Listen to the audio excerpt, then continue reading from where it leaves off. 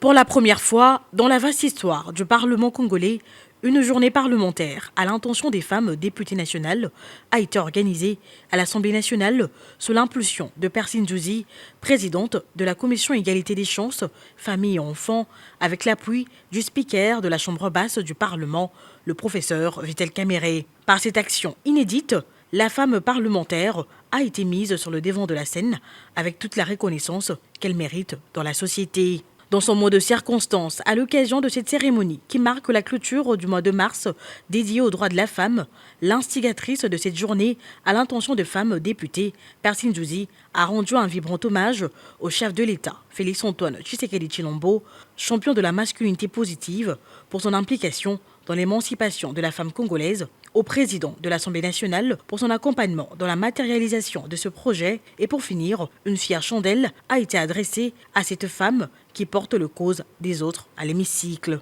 Au nom de la Commission Égalité des chances, famille et enfants, nous rendons ainsi hommage aux femmes parlementaires d'hier, d'aujourd'hui,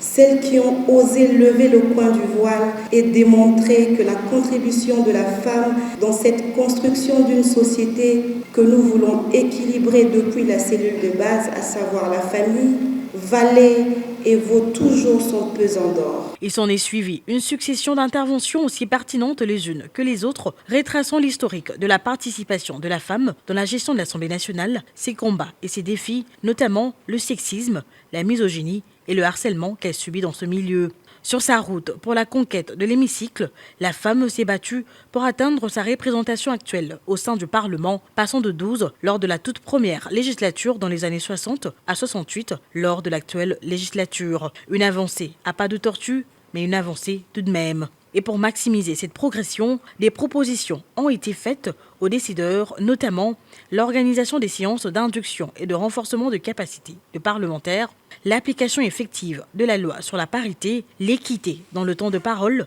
l'organisation de la formation sur les leaderships féminins et la création du réseau de mentorat pour les nouvelles élues. Représentant la première ministre Judith Suminwa Tuluka, la ministre d'État aux Affaires foncières, Akassia Bandoubola, a abordé la question de la création d'une société totalement équilibrée et égalitaire pour permettre à la femme d'être le levier du développement social. Vous êtes les piliers d'une démocratie renouvelée, où le leadership féminin brille par son excellence et son intégrité. À vous, chère lauréate, récompensée pour vos services rendus à la nation, votre parcours devrait inspirer chaque Congolais et Congolaise. Vous prouvez que même dans l'adversité, le mérite et le travail acharné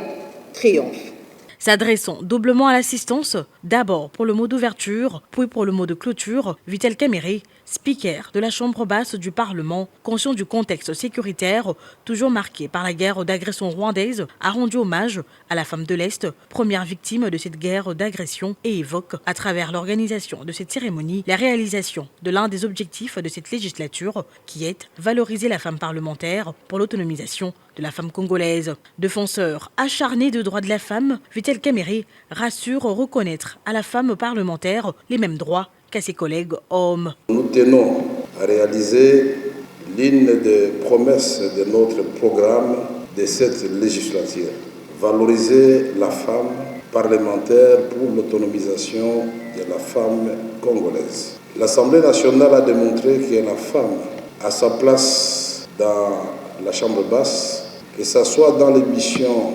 de la diplomatie parlementaire. Cette journée intervient dans un contexte douloureux où à chaque seconde, chaque minute qui passe, nous comptons des morts, nous comptons des femmes violées. C'est la femme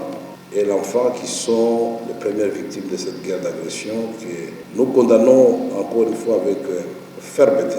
Autre temps fort de cette journée parlementaire, placée sous le thème « Les femmes parlementaires, historiques, statistiques, défis et rôles à jouer dans le contexte de la guerre », la reconnaissance témoignée par cette femme parlementaire à l'égard de ses pairs. Ces femmes au total ont été primées pour leur résilience, efficacité et sérieux dans l'exercice de tâches leur dévolues. Une femme qui prime une femme, un acte d'un symbolisme qui marque l'évolution de cet être vers l'abandon de stigmates sociaux, la poussant à se haïr et à se juger sévèrement. Ces femmes élevées par leur père sont Philomène Amatoukou, première femme présidente de l'Assemblée nationale, alors Assemblée constituante, Marie-Ange Lukiana, Adel Kaïnda, Geneviève Inagossi, Christelle Vouanga et Bibi Massangou. C'est avec beaucoup d'humilité que ces femmes élevées reçoivent cet honneur, reconnaissante du rôle de mentor qu'elles doivent assumer auprès de la jeune femme.